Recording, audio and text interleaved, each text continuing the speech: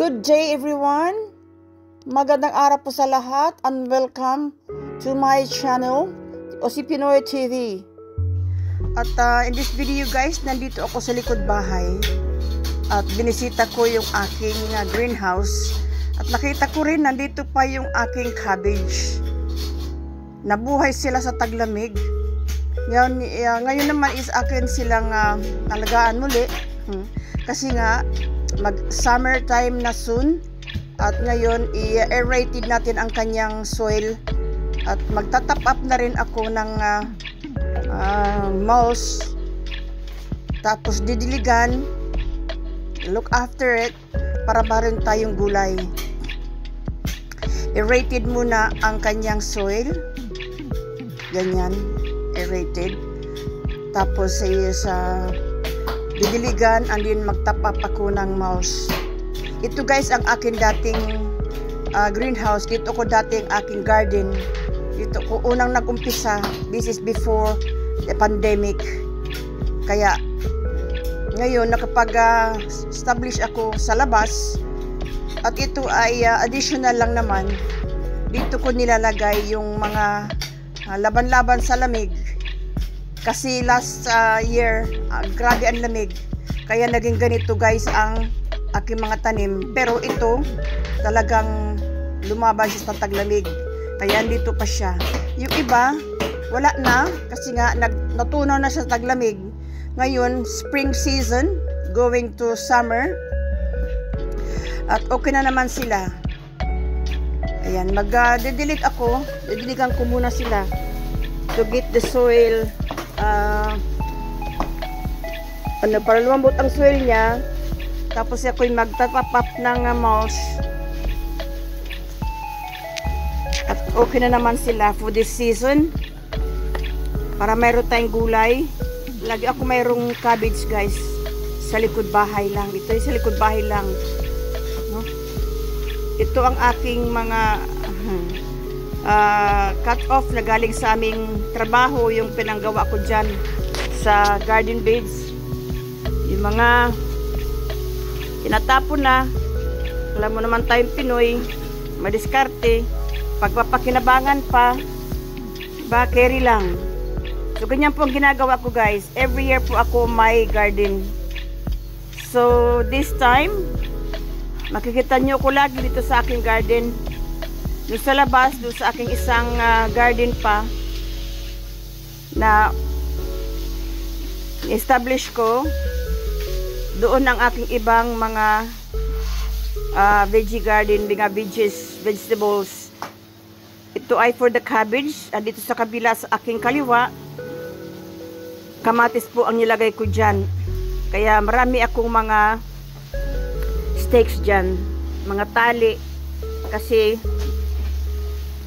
tinatali natin ang kamatis guys sa stakes. Every year po ako merong veggie garden. Laki-laki talaga ng tulong pag meron kayong vegetable garden.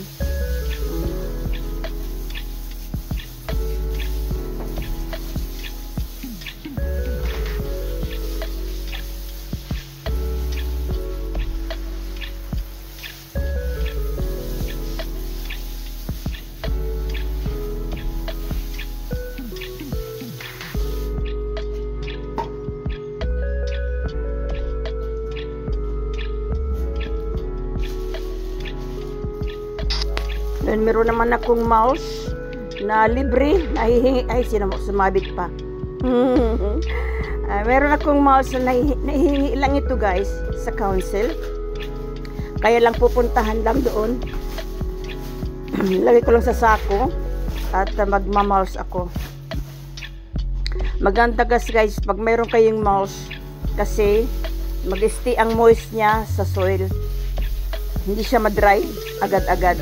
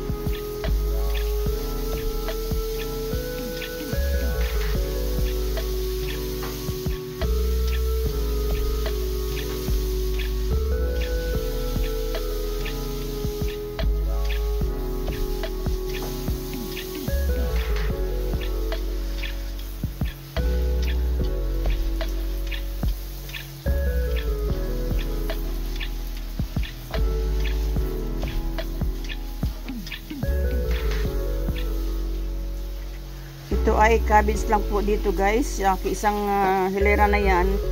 Puro mga cabbage lang yan siya. Dito sa kabila, magtatanim din po ako ng kamatis.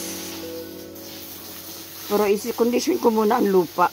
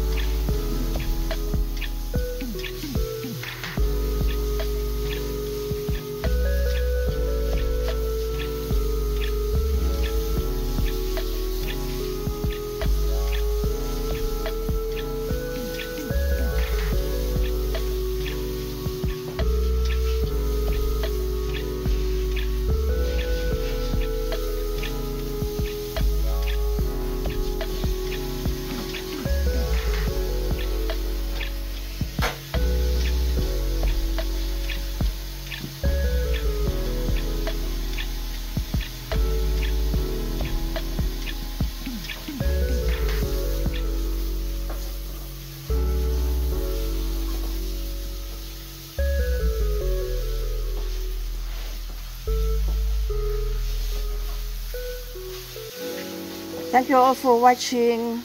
Very much appreciated. And I'll see you next time.